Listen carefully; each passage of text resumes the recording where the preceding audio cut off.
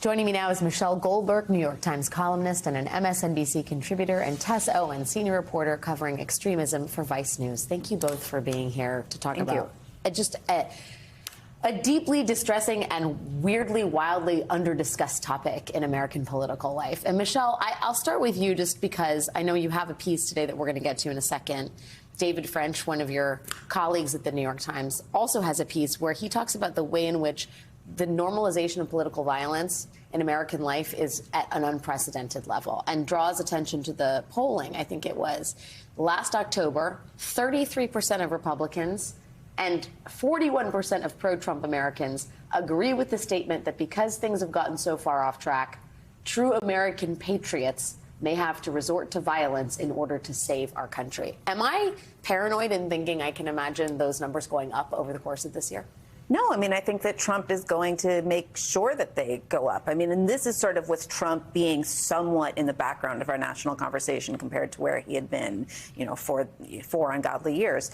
But and we've become so acculturated to it that it kind of takes new levels of threat and violence to shock people. The slowly boiling pot. Yeah, exactly. And so nobody really bats an eye when you see another story about someone getting swatted, you know, someone calling the police on someone in a way that eventually somebody, I think, is going to get really hurt. But, you know, this is happening, the death threats to the judges in his criminal cases, to Jack Smith, to election workers, right, individual election workers. And and we're coming up again on a very close election that a lot of people believe, that he has led a lot of people to believe was stolen last time. So what lengths are they going to go to make sure that they get kind of quote unquote justice, especially if they believe that on the other end of it, President Donald Trump is going to be there to pardon them. Yeah, the people who he has heretofore called hostages. Michelle, you know, you write about how the MAGA movement has wholly consumed the evangelical movement, right? We have the Iowa caucuses are in 3 days.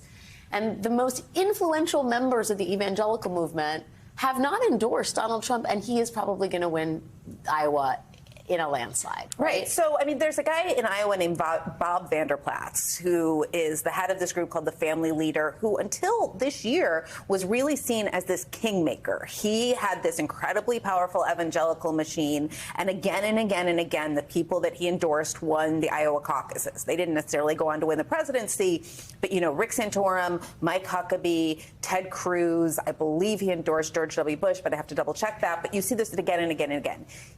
The person he's endorsed this time is fighting for a very distant second. Ron DeSantis. And I think what you've seen is that just as Donald Trump has destroyed the right's faith in institutions that they've traditionally revered, like the FBI, you know, or the military, he's also destroyed their faith in a lot of traditional evangelical leaders, people who we used to think were very far right, but he's destroyed faith in them, and another generation of much more militant and much more sort of media savvy and, kind of huckstery startup, kind of startup preachers have taken their place. And what you've seen again and again is that just as Republicans who try to stand up to Donald Trump have been jettisoned by the party, I think because they've never been able to hold hands and all do it together, so they just get picked off one by one. Yep. Something very similar happens with evangelical preachers, in that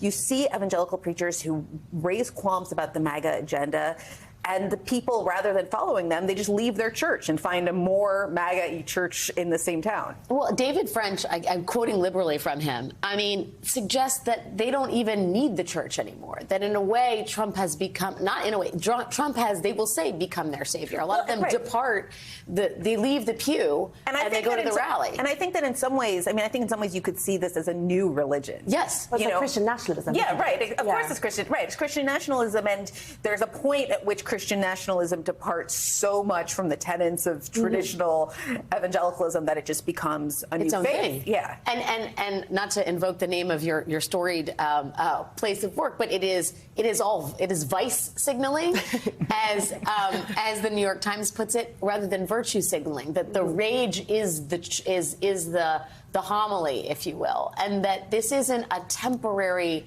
thing that is necessarily a phenomenon of the Trump era, but it has awakened in the heart of America something much darker, Tess, a rage and an anger and a grievance that is going to be very hard to put back in the bottle, if you will.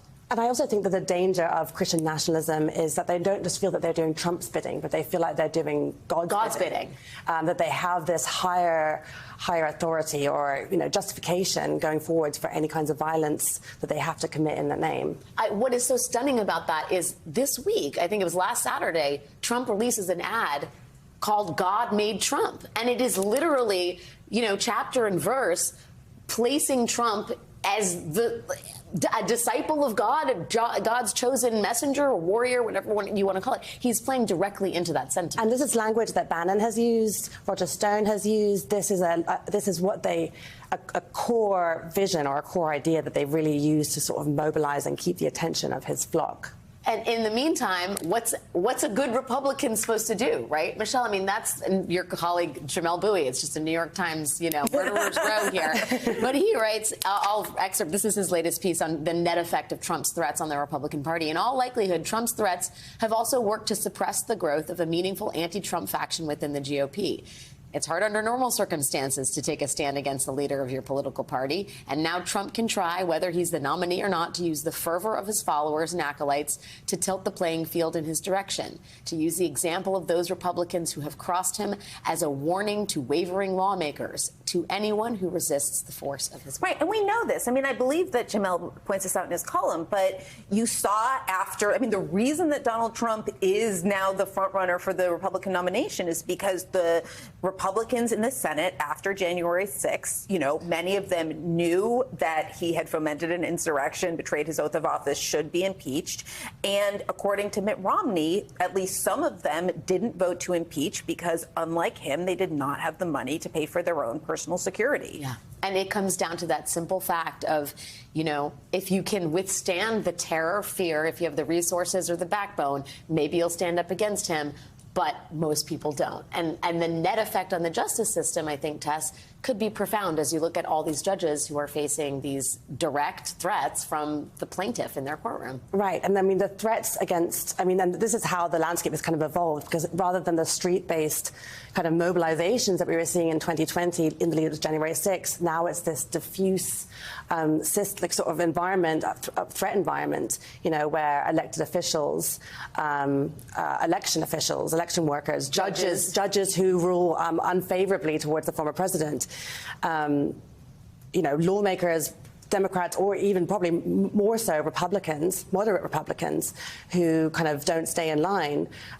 It's not just them, but it's their families who get these torrent of death threats. And this has been something that has been an ongoing issue for years and becoming worse. Yeah, I would also say, in addition to the real fear that it creates, it's a sign of a dying democracy when you have people who can act unchecked and threaten the lives of those who would seek to curtail their power. And I think what you're saying as well about the normalization of threats and threats of violence, what the kind of environment that creates. And I think that a lot of people who study extremism or report on extremism, what we're more worried about in the year to come isn't necessarily a January 6th style event, but lone wolves who kind of hear these threats and maybe feel inspired by them to take it one step further. And I think that's really concerning. It is a deeply distressing moment in American life. But thank you for helping me analyze and understand it. Really appreciate you.